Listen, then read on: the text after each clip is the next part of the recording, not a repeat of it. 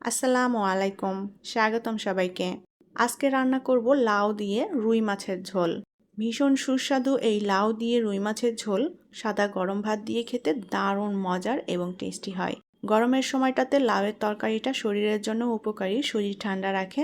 তাহলে চলুন আমি কিভাবে লাউ দিয়ে রুই মাছের ঝোল রান্না করি সেটা দেখে নেই। রান্নার জন্য প্রথমে প্যানে পরিমাণ মতো তেল দিয়ে দেব।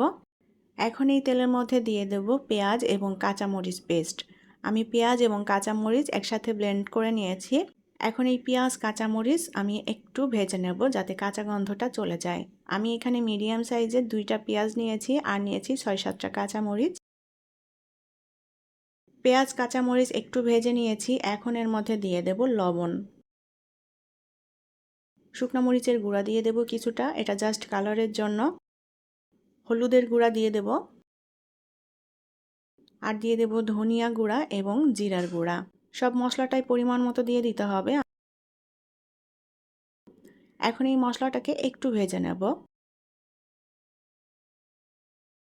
মশলাটা আমি একটু ভেজে নিয়েছি। এখন কষানোর জন্য কিছুটা পানি দিয়ে দেব।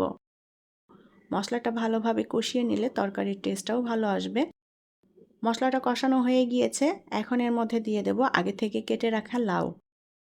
লাউটা দিয়ে এখন খুব ভালো করে নেড়ে চেড়ে মশলার সাথে মিলিয়ে নেব। লাউ রান্নাটা অনেকভাবেই করা যায়, তবে এভাবে মাছ দিয়ে ঝোল রান্না করলে এই লাউটা খেতেও কিন্তু অনেক বেশি মজার হয়। মশলার সাথে আমি খুব ভালো করে লাউটা একটু কষিয়ে নেব। মশলার সাথে ভালো করে কষানো হলে লাউয়ের মধ্যে মশলাটাও মিশে যাবে সুন্দর মতো। এখন এর মধ্যে কিছুটা পানি দিয়ে দেব কষানোর জন্য। মিডিয়াম হাই হিটে এখন আমি লাউটাকে রান্না করে নেব। লাউ কষানোর জন্য যে পানিটা দিয়েছি, পানিটা প্রায় টেনে এসেছে আর লাউটাও কিন্তু সুন্দর মতো সেদ্ধ হয়ে গিয়েছে। এখন আমি এর মধ্যে দিয়ে দেব মাছ। আমি এখানে 3 টুকরো মাছ নিয়েছি আর এটা রুই মাছ নিয়েছি। রুই মাছের পরিবর্তে অন্য যে কোনো বড় মাছ দিয়েও কিন্তু এই লাউটা রান্না করে নেওয়া যাবে। লাউর সাথে এখন মাছটা আমি খুব ভালো মতো কষিয়ে নেব। আমি এখানে মাছটা সরাসরি কাঁচা দিয়েই কষিয়ে নিয়েছি। অনেকে কাঁচা মাছ খেতে পারেন না, তো যারা কাঁচা মাছ বা কষিয়ে মাছ রান্না খেতে পারেন না তারা চাইলে ভেজে নিতে পারেন। খুব ভালোভাবে কষিয়ে নিতে হবে আর মাছগুলো উল্টাপাল্টা করে দিতে হবে যেন সুন্দর মতো সেদ্ধও হয়ে যায় মাছটা।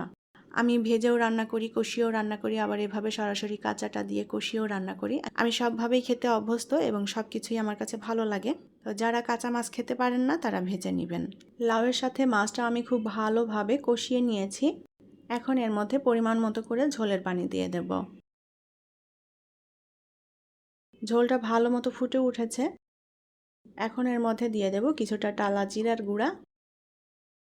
জিরার গুঁড়া দিয়ে ভালো করে নেড়ে চেড়ে মিলিয়ে নেব। লাউ দিয়ে রুই মাছের ঝোল তরকারিটা রান্না করা হয়ে গিয়েছে। এখন তরকারিটা আমি প্যান থেকে নামিয়ে নেব। সাদা গরম ভাতের সাথে লাউ দিয়ে রুই মাছের এই ঝোল তরকারিটা খেতে দারুণ মজার। আশা করছি ভালো লেগেছে আমার আজকের রেসিপিটি ভালো লাগলে প্লিজ লাইক, কমেন্ট এবং শেয়ার করবেন। পরবর্তী রেসিপি দেখার আমন্ত্রণ জানিয়ে বিদায় নিচ্ছি। আল্লাহ হাফেজ।